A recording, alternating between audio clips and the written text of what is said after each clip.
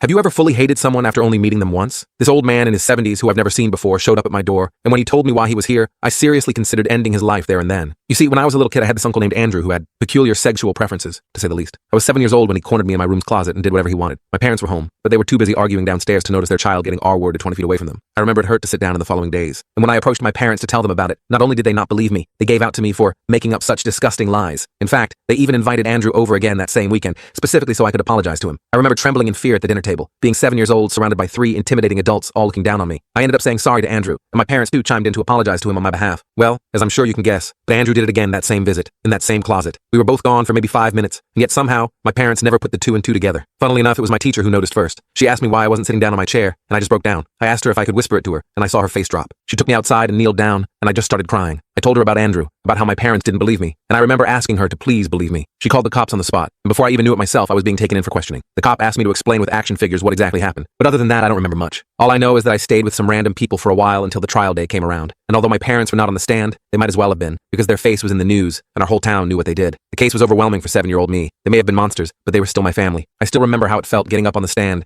and in detail describing what he did to me. I remember how my father mouthed at me to shut up every time I opened my mouth, and how he mouthed, "Don't bother coming home," as soon as the sentence was given. My uncle was given 19 years, an especially harsh sentence because of his previous conviction relating to this. Watching him get taken away was hard, and watching my parents leave the courtroom without looking at me was even harder. Fast forward 21 years. I'm 28 years old, and I had fully gotten over all the fucked up trauma that I went through as a kid, or at least I thought I did, until some old guy knocked on my door. I opened up, and he had a suit on him as well as a briefcase. I told him he was probably at the wrong place, but he said no. "Are you the nephew of Andrew?" Insert his last name. My world stopped. I slowly nodded, and that's when he gave me a piece of news. A piece of news that made me fully realize how messed up our legal system was. He told me my uncle passed away. I originally went to respond that I didn't care, but he interrupted me and kept talking. Apparently, I was my uncle's closest living relative, and my uncle had a lot of college debt left to pay off. $250,000 to be exact. And because college loans are the only kinds of loans that you cannot declare bankruptcy on, it means they can be passed down even after death. This is what happened to me. Thanks to our amazing legal system, I now had to pay off $250,000 in college loans for the man who molested me as a child repeatedly and ruined my life. I just stared at the guy in the suit and told him flat out I would not be paying. I told him what my uncle did, thinking it would persuade him, but he didn't even flinch. He told me he flat out didn't care. He told me my uncle could have unalived my firstborn for all he cares. I had to pay, and if I didn't, I'd be facing 10 years in prison. I couldn't finish the full story here. It is on my channel and linked below.